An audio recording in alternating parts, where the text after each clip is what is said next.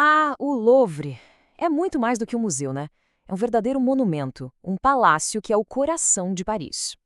Mas por trás daquela fachada que todo mundo conhece, existe uma história de 800 anos de guerra, de poder e, claro, de revolução.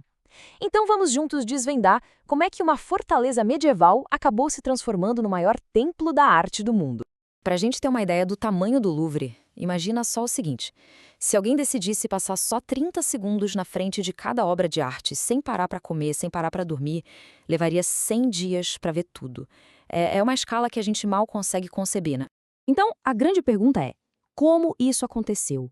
Como é que uma fortaleza, uma construção feita para guerra, se tornou o museu mais famoso do planeta? Essa jornada, olha, é cheia de reis, de revoluções, de reinvenções, e é essa história que a gente vai desvendar agora. E essa nossa história, ela não começa com pincéis e telas, não. Começa com pedras e espadas. O Louvre nasceu de uma necessidade de defesa, muito, mas muito antes de sonhar em abrigar qualquer obra de arte. Tenta imaginar a Paris do século XII. Uma cidade ainda bem vulnerável a ataques. Os Vikings, por exemplo, subiam o rio Sena com uma certa frequência. O rei Filipe Augusto precisava de uma defesa. E a solução dele? Uma fortaleza imponente bem ali na margem do rio. Esse castelo militar foi a sementinha do que hoje a gente conhece como o Louvre. Só que, olha só que interessante, essa identidade militar do Louvre não durou para sempre.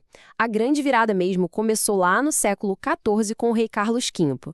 Ele olhou para aquela fortaleza e não viu só um arsenal, sabe? Ele viu um lar. Foi ele que deu o pontapé inicial nessa metamorfose, transformando aquele forte meio austero em uma residência real super suntuosa. Essa evolução toda foi impulsionada por 3 monarcas que foram cruciais. O Carlos V deu um novo propósito, transformando em lar. Depois veio Francisco I, um apaixonado pela Renascença, que basicamente demoliu a fortaleza antiga para erguer um palácio digno daquela nova era. E por fim, Luís XIV, o famoso Rei Sol, que consolidou o Louvre como centro do poder francês, e isso, claro, antes de simplesmente abandoná-lo. E é justamente essa decisão do Luís XIV que representa o ponto de virada definitivo na nossa história. A escolha de abandonar o palácio selou o destino do lugar e abriu as portas para ele se reinventar completamente. Ele completou a jornada de fortaleza para um novo tipo de palácio, um palácio para a arte. Pois é, quando o Rei Sol se mudou para todo aquele esplendor de Versalhes lá por 1682, o Louvre ficou vazio. De repente, virou um gigante adormecido. Mas esse vácuo de poder real acabou criando uma oportunidade única. Artistas, academias de arte, todo mundo começou a se mudar para lá, transformando salões que antes eram da realeza em ateliês super criativos. O palácio estava quase que naturalmente se tornando um centro de cultura. A transformação final veio com o fogo da Revolução Francesa.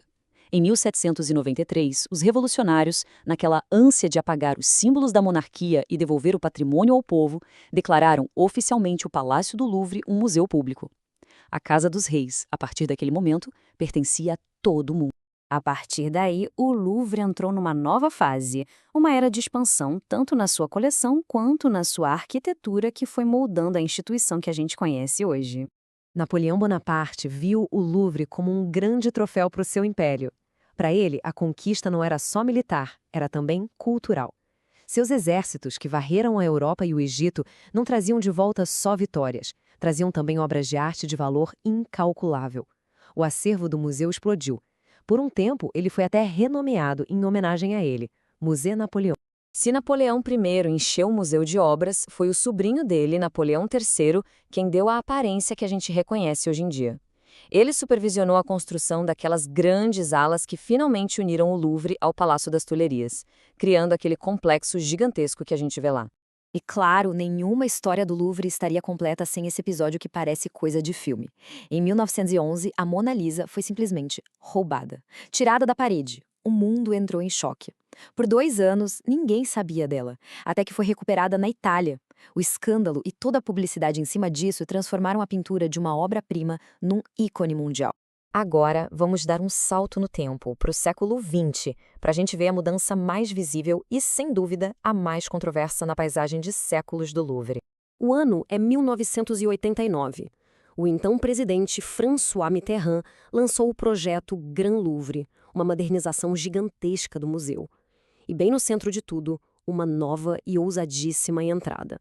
A pirâmide de vidro do arquiteto IMPI, de início, foi recebida com fúria. Os críticos chamavam de cicatriz no rosto de Paris, uma afronta moderna à arquitetura clássica. Mas, com o tempo, a visão prevaleceu. A pirâmide não só modernizou o acesso, como também se tornou um ícone, um símbolo da capacidade que Paris tem de harmonizar o antigo e o novo. Embora a Mona Lisa atraia multidões, ela é só uma peça num tesouro de maravilhas. O Louvre guarda algumas das maiores criações da história da humanidade. Sim, a Mona Lisa é do Leonardo da Vinci, mas o que muita gente não sabe é que o Louvre tem a maior coleção de pinturas do Leonardo no mundo inteiro. São 6 de suas raras obras-primas, o que torna o museu o principal destino para quem quer admirar o gênio da Renascença. E para além de Da Vinci, o Louvre é um verdadeiro panteão da arte mundial. Pelos seus corredores, a gente encontra a graça divina da Grécia Antiga, o realismo impressionante do Egito dos faraós e todo o fervor da Revolução Francesa, tudo debaixo do mesmo teto. E esse é um fato fascinante. A deusa grega da vitória, a Nike, com aquelas asas majestosas, o movimento do tecido, teria inspirado o famoso logotipo sushi da marca esportiva. É uma conexão incrível entre o mundo antigo e o nosso mundo moderno.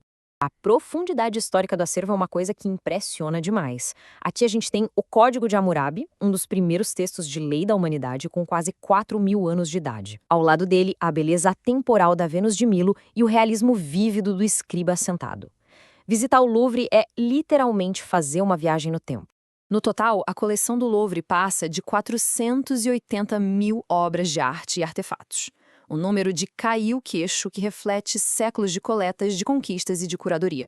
E tudo isso nos leva a uma questão bem atual e bem importante para a gente refletir. Muitas das peças do Louvre chegaram em Paris como espólios de guerra ou em contextos coloniais. Hoje, várias nações do mundo pedem a devolução do seu patrimônio. Isso nos faz pensar sobre o futuro de instituições como o Louvre e qual é o papel delas no mundo cada vez mais consciente de suas heranças culturais.